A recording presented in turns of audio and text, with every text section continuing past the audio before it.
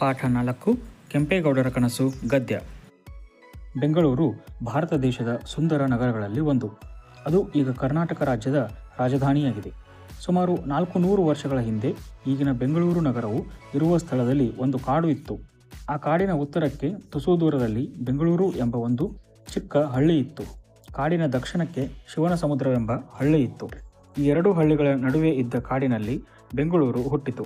ಅದನ್ನು ಕೆಂಪೇಗೌಡರೆಂಬ ದೊರೆಗಳು ಸಾಮಾನ್ಯ ಶಕ 1537ರಲ್ಲಿ ಕಟ್ಟಿಸಿದರು.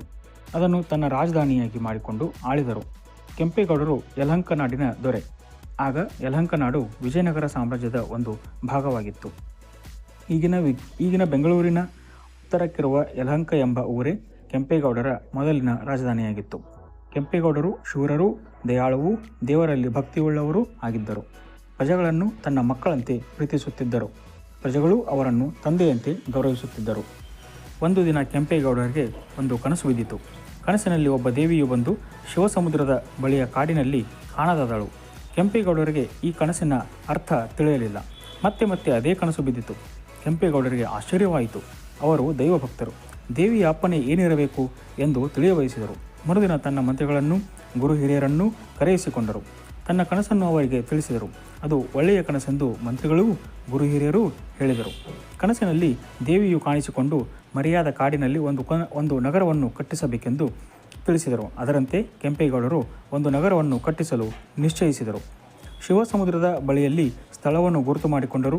ದೇಶದ ನಾನಾ ಭಾಗಗಳಿಂದ ಶಿಲ್ಪಿಗಳನ್ನು ಕರೆಸಿದರು. ಹೊಸ ನಗರವನ್ನು ಕಟ್ಟಿಸಿದರು. ಹೊಸ ನಗರವು ಶಿವಸಮುದ್ರದ ಬಳಿ ಇದ್ದುದರಿಂದ ಶಿವಸಮುದ್ರವೆಂದೂ ಅದಕ್ಕೆ ಹೆಸರು ಇಡಬೇಕಾಗಿತ್ತು. ಆದರೆ ಕೆಂಪೇಗೌಡರಿಗೆ ಆ ಹೆಸರು ಒಪ್ಪಿಗೆಯಾಗಲಿಲ್ಲ. ಕೆಂಪೇಗೌಡರ ತಾಯಿ ಲಿಂಗಮಾಂಬೆಯವರ ತವರೂರಾದ ಬೆಂಗಳೂರು ಎಂಬ ಹಳ್ಳಿ ಸಮೀಪದಲ್ಲಿಯೇ ಇತ್ತು.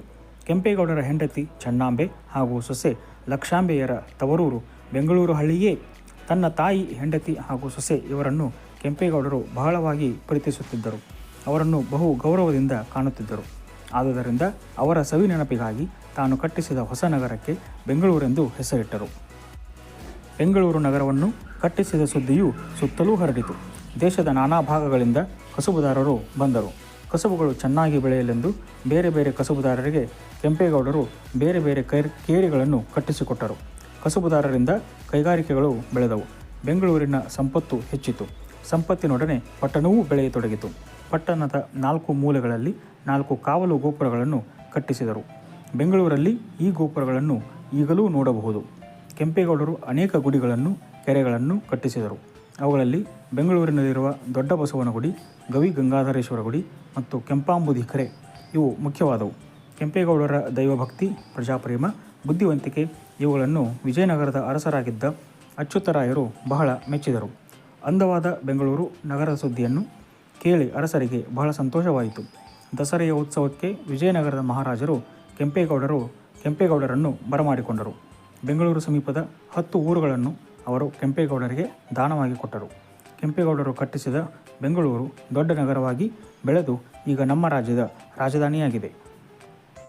ಪ್ರಶ್ನೆ 1. ನಮ್ಮ ರಾಜ್ಯದ ರಾಜಧಾನಿ ಯಾವುದು? ಉತ್ತರ: ನಮ್ಮ ರಾಜ್ಯದ ರಾಜಧಾನಿ ಬೆಂಗಳೂರು. ಪ್ರಶ್ನೆ 2. ಕೆಂಪೇಗೌಡರ ಮೊದಲಿನ ರಾಜಧಾನಿ ಯಾವುದು? ಉತ್ತರ: ಕೆಂಪೇಗೌಡರ ಮೊದಲಿನ ರಾಜಧಾನಿ ಯಲಹಂಕ. ಪ್ರಶ್ನೆ 3. ಕೆಂಪೇಗೌಡರು ಬೆಂಗಳೂರನ್ನು ಏಕೆ ಕಟ್ಟಿಸಿದರು? ಉತ್ತರ: ಒಂದು ದಿನ ಕೆಂಪೇಗೌಡರಿಗೆ ಒಂದು ಕನಸು ಬಿದ್ದಿತು. ಕನಸಿನಲ್ಲಿ ಒಬ್ಬ ದೇವಿಯು ಬಂದು ಶಿವಸಮುದ್ರದ ಬಳಿಯ ಕಾಡಿನಲ್ಲಿ ಕಾಣದಾದಳು. ಕನಸಿನಲ್ಲಿ ದೇವಿಯು ಕಾಣಿಸಿಕೊಂಡು ಮರೆಯಾದ ಕಾಡಿನಲ್ಲಿ ಒಂದು ನಗರವನ್ನು ಕಟ್ಟಬೇಕೆಂದು ಗುರು ಹಿರಿಯರು ಹಾಗೂ ಮಂತ್ರಿಗಳು ತಿಳಿಸಿದರು. ಅದರಂತೆ ಕೆಂಪೇಗೌಡರು ಆ ಸ್ಥಳದಲ್ಲಿ ಒಂದು ನಗರವನ್ನು ಕಟ್ಟಿಸಿದರು. ಅದುವೇ ಬೆಂಗಳೂರು. ಪ್ರಶ್ನೆ 4. ಕೆಂಪೇಗೌಡರು ತಾನು ಕಟ್ಟಿಸಿದ ಹೊಸ ನಗರಕ್ಕೆ ಬೆಂಗಳೂರೆಂದು ಏಕೆ ಹೆಸರಿಟ್ಟರು? ಕೆಂಪೇಗೌಡರ ತಾಯಿ ಲಿಂಗಮಾಂಬೆಯವರ ತವರೂರಾದ ಬೆಂಗಳೂರು ಎಂಬ ಹಳ್ಳಿ ಸಮೀಪದಲ್ಲಿಯೇ ಇತ್ತು. ಕೆಂಪೇಗೌಡರ ಹೆಂಡತಿ ಚಿನ್ನಾಂಬೆ ಹಾಗೂ ಸೊಸೆ ಲಕ್ಷಾಂಬೆಯವರ ತವರೂರು ಬೆಂಗಳೂರು ಹಳ್ಳಿಯೇ. ತನ್ನ ತಾಯಿ, ಹೆಂಡತಿ ಹಾಗೂ ಸೊಸೆ ಇವರನ್ನು ಕೆಂಪೇಗೌಡರು ಬಹಳವಾಗಿ ಪ್ರೀತಿಸುತ್ತಿದ್ದರು. ಅವರನ್ನು ಬಹು ಗೌರವದಿಂದ ಕಾಣುತ್ತಿದ್ದರು.